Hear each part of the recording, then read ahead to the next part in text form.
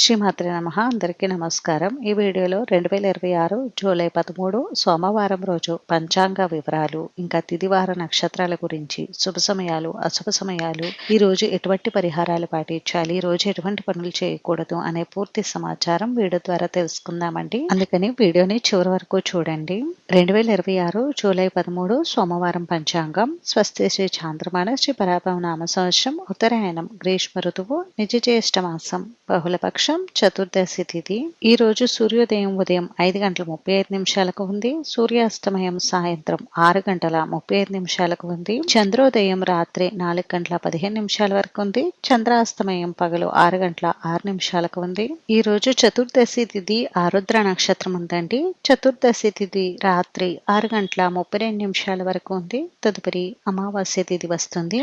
ఆరుద్ర నక్షత్రం రాత్రి తెల్లవారుజామున 3:46 వరకు ఉంది. తదుపరి పునర్వసు నక్షత్రం వస్తుంది. యోగం ధ్రువం సాయంత్రం 5:04 వరకు ఉంది. తదుపరి వ్యాఘాత.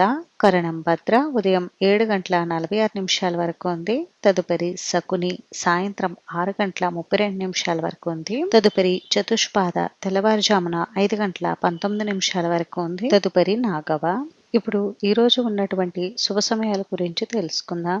బ్రహ్మ ముహూర్తం తెల్లవారుజామున 4:17 నుండి 5:05 వరకు ఉంది. అభిజిత్ ముహూర్తం ఉదయం 11:55 నుండి 12:47 వరకు ఉంది. అమృత కాలం సాయంత్రం 6:30 నుండి 7:59 వరకు ఉంది. శుభ సమయం ఉదయం 6 గంటల నుండి 7 గంటల వరకు ఉంది. ఇంకిప్పుడు ఈ రోజు ఉన్నటువంటి అశుభ సమయాల గురించి తెలుసుకుందాం. వజ్రం మధ్యాహ్నం 1:17 నుండి 2:46 వరకు ఉంది. దుర్ముహూర్తం మధ్యాహ్నం 12:31 నుండి 1:23 వరకు ఉంది. తిరిగి తదుపరి దుర్ముహూర్తం మధ్యాహ్నం 3:07 నుండి 4 గంటల వరకు ఉంది. రాహుకాలం ఉదయం 7:30 నుండి 9 గంటల వరకు. యమగండం ఉదయం 10:30 నుండి 12 గంటల వరకు. గుళిక కాలం మధ్యాహ్నం 1:59 నుండి 3:36 వరకు ఉంది. ఈ రోజు ప్రత్యేకమైన పండుగలు అయితే ఏమీ లేవండి, కానీ ఈ రోజు ఒక విశేషత అయితే ఉంది. ఈ రోజు విశేషంగా చతుర్దశి తిథి ఆరుద్ర నక్షత్రం సోమవారంతో కలిసి రావడం వలన ఈ రోజుకి చాలా విశేషత అయితే ఉందండి. ఈ రోజు నిర్వహించే శివ పూజ, శివారాధన విశేష ఫలితాన్ని ఇస్తుంది.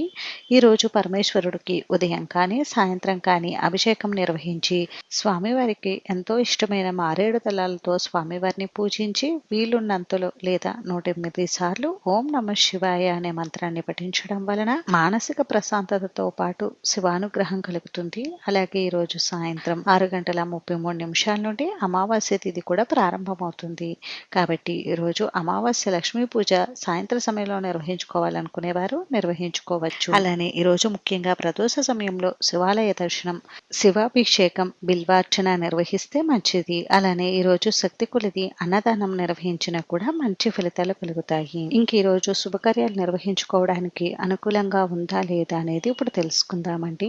పంచాంగం ప్రకారం చూస్తే ఈ రోజు ఎటువంటి శుభకార్యాలు నిర్వహించుకోవడానికి అంత అనుకూలంగా లేదు. అంతేనండి, విన్నారు కదా ఈ రోజు పంచాంగ వివరాలు. ఈ వీడియో మీకు నచ్చితే ప్లీజ్ లైక్ చేసి, షేర్ చేసి, సబ్స్క్రైబ్ చేసుకోండి. ఈ వీడియో మీకు యూస్ఫుల్ అనిపిస్తే మీ బంధువులకి, ఫ్రెండ్స్కి షేర్ చేయండి. Thanks for watching.